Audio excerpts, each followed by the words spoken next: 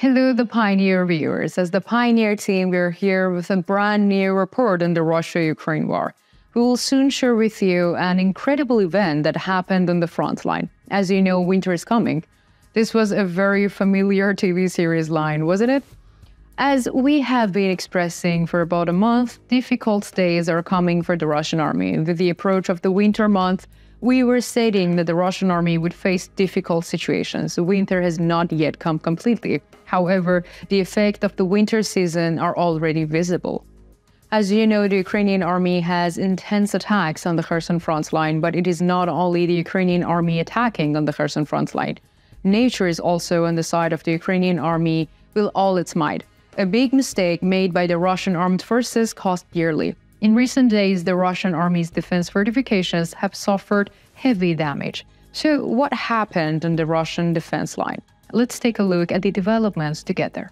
As the Pioneer team, we continue to report on the Russia-Ukraine war. I have a small request from you. Don't forget to subscribe to our channel and turn on notifications so as not to miss our daily map reports and reports in the agenda. You can also help us reach more people by commenting on our videos. I read all your comments. Let's start if you're ready. The Pioneer reports. As you know, the Crimean Peninsula has been under the Russian occupation since 2014. For many years, Russian military concentrations and defense lines have been built in this region. Both the Russian army and the Ukrainian army knew it well. It was inevitable that one day a military conflict would take place here. The Ukrainian armed forces would one day return to the Crimean Peninsula. The Ukrainian army has not yet taken control of the Crimean Peninsula. However, the Ukrainian armed forces are at the gates of the Crimean Peninsula. We have already mentioned the process of the Russian defense fortifications. But it's not just a question of building defense fortifications. These defense fortifications must withstand attacks.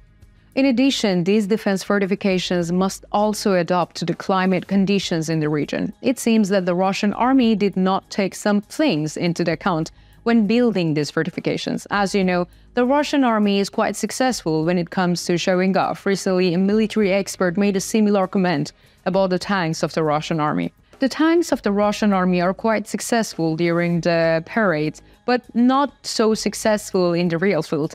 We see that the defense fortifications show a similar feature.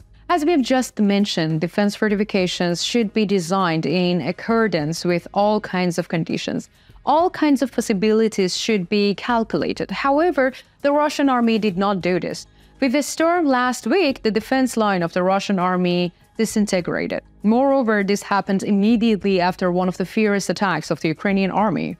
Allegedly, during this incident on the Russian defense line, many Russian positions were heavily damaged. As we mentioned, the conditions of the Ukrainian fields are getting more difficult every day. Although this incident is not yet fully winter, the Russian army is struggling. As you will remember in our reports in the past days, we mentioned that the winter conditions will cause major problems in the Russian army. We know that Russian soldiers are having big problems due to the cold. In fact, Russian soldiers who deserted from the front line or surrendered to the Ukrainian army had stated many times in their public statements that the Russian war leadership did not provide the necessary equipment to the Russian soldiers. This time, there is no equipment issue. However, the Russian army started to experience difficulties due to the winter. The Russian defense line disintegrated due to the storm. According to a Greek meteorologist, the Crimean Peninsula experienced the most severe storm in the last 20 years. This storm was named Patina storm. Meteorologists shared the effects of the storm as follows.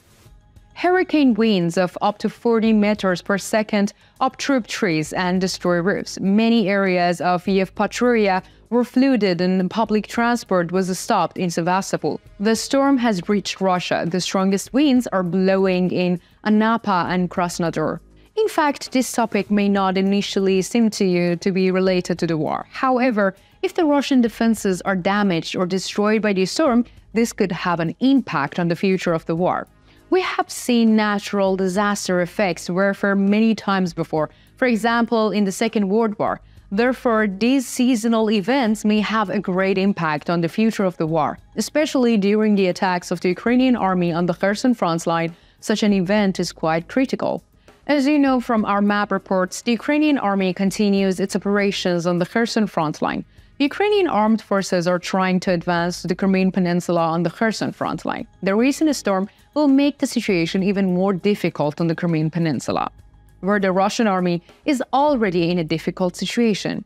We will be able to see this clearly in the coming days. Another dimension of the struggle between the Ukrainian armed forces and the Russian armed forces is taking place in the Bakhmut front line. As you know, the situation on the Bakhmut front line is also critical. The Ukrainian armed forces are showing great resistance during their operations in the southern part of the Bakhmut front line. Russian troops are trying to capture the positions of the Ukrainian armed forces south of the Bakhmut front line with their increased artillery capacity. However, the situation on this front line is also quite problematic for the Russian army.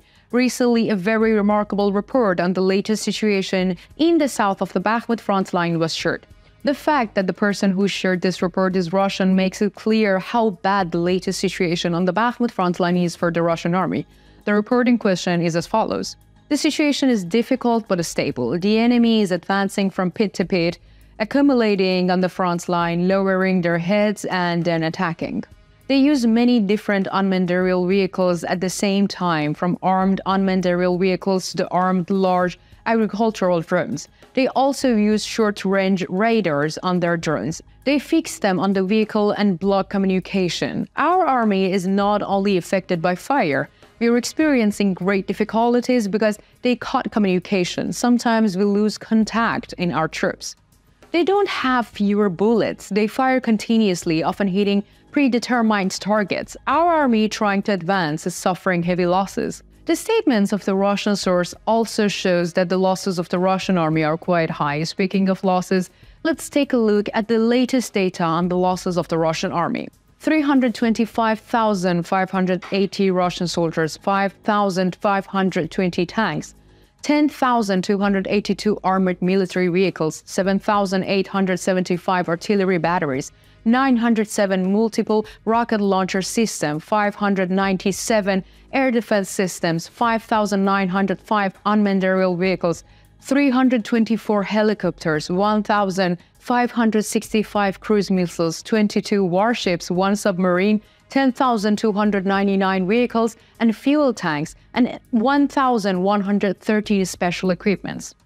So what do you think? How do you think the seasonal conditions will affect the Russian army? And how do you think this storm on the Crimean Peninsula affected the Russian defense line? Do you think the situation of the Ukrainian army on the Bakhmut front line is still strong? Let me know in the comments. I read and care about all your comments.